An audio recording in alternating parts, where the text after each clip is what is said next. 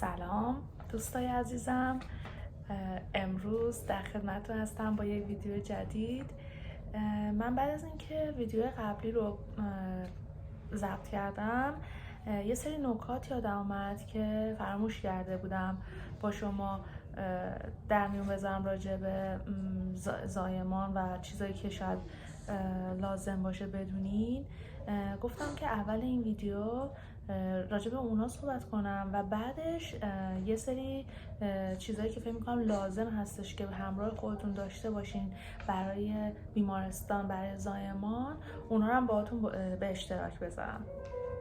یه لیست تهیه کردم که امروز فراموش نکنم اون نکاتی که دوست داشتم بهتون بگم. یک واکسن هستش که واکسن RSV بهش میگن و این واکسن RSV همون رسپیراتوری ویروس هستش که واکسنش رو میزنن به بچه و خیلی میتونه کمک کننده باشه برای جلوگیری از اینکه بچه شما خدای نکرده این ویروس رو بگیره و کارش به بیمارستان بکشه و خدای نکرده خیلی از بچه‌های کوچیک هستن که خیلی حالت بحرانی ممکنه پیدا کنن اگر که دچار این ویروس بشن و خیلی دوست داشتم که اینو بگم که این آپشن وجود داره و ممکنه بعضی وقتا تو بیمارستان شما بپرسن که آیا شما میخواین که به بچه‌تون این واکسن رو بزنین قبل از اینکه مرخص بشه یا نه. من واقعا اینو پیشنهاد میکنم و متاسفانه هستن بچه‌هایی که دچار شدن و خیلی عواقب خیلی بدی داره این ویروس.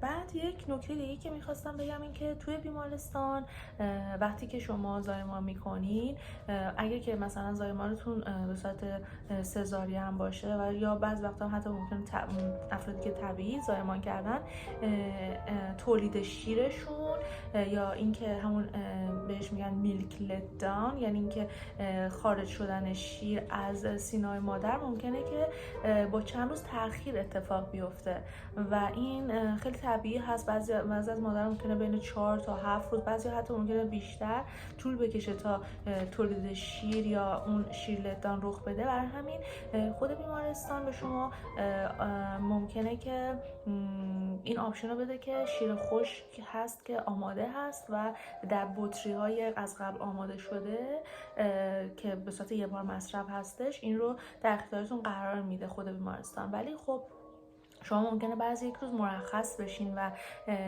بهتر هستش که شما قبل از اینکه زایمان انجام بدین از این نوع شیرهای خشک از قبل آماده شده آماده داشته باشین توی خونه و با بطری سایز شماره 1 که اگر این اتفاق برای شما رخ داد با آمادگی کامل بتونید پذیرای فرزندتون باشین و نکنید تازه اون موقع برین دنبال شیر خشک و تهیه این سری بطری و اینجور چیزها.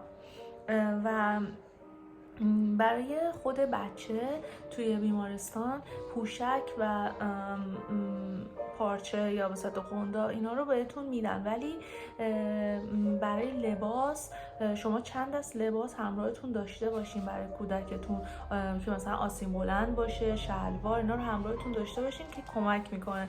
چون اگر که بخوان بچه رو حتی بشورن، مثلا بخوان لباسش رو عوض کنی یا لباس مناسب تهیه کنین براش، اون لحظه همراهتون باشه. ولی میتونین برای بچه خودتون شامپو و یا روغن بچه همراه داشته باشین، ولی اونا خودشون بهتون این آپشن رو میدن، خودشون این موارد رو برای استفاده در حالی که تو بیمارستان هستین بهتون میدن و اگه همراه نداشتین مشکلی پیش نمیاد. خواستم برای خود مادر یه سری مواردی که به ذهنم رسیده بود که بهتون بگم، چون برای مادر به پد و یه سری وسایل رو خود بیمارستان بهتون میده، مثلا لباس اون گاون بیمارستان. یه مشکلی که داره این هستش که جلو بسته هستش و شما اگه بخواین که به کودکتون شیر بدین خیلی سخته که با یه گاونی که جلوش بسته شده بعد از زایمان بخواین کار رو انجام بدین. و یکی از چیزایی که خوب همراه خودتون داشته باشین یه رب دوشام، یه لباس خواب که از جلو دکمه بخوره و از جلو باز بشه، خیلی بهتون کمک میکنه برای شیر دادن اگه که انتخابتون هست که به بچه‌تون شیر بدین.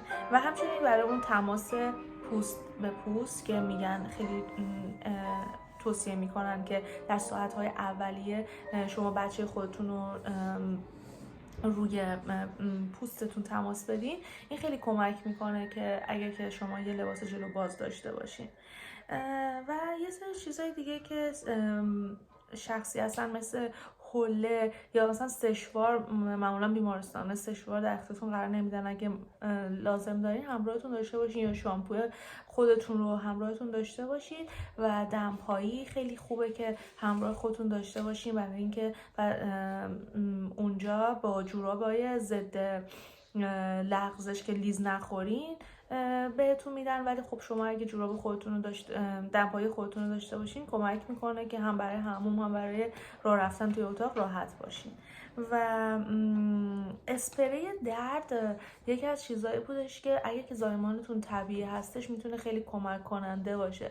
اگه زایمانتون سزارین باشه شما روی تایم بهتون مسکنای قوی زده میشه و زیاد دردی احساس نمی‌کنین در حالی که تو بیمارستان هستین. ولی برای زایمان طبیعی میتونه داشتن اسپری درد کمک کننده باشه. اینا مواردی بود که من به ذهنم رسید و خیلی دوست داشتم که باهاتون به اشتراک بذارم و امیدوارم که بتونه کمک کننده باشه برای بیمارستان، زایمان و نگهداری از فرزندتون. ممنونم که امروزم به من گوش دادین. امیدوارم که شاد و خوشحال باشین. خوشحال شدم از اینکه تونستم این ارتباط رو امروز باهاتون داشته باشم. به امید دیدار.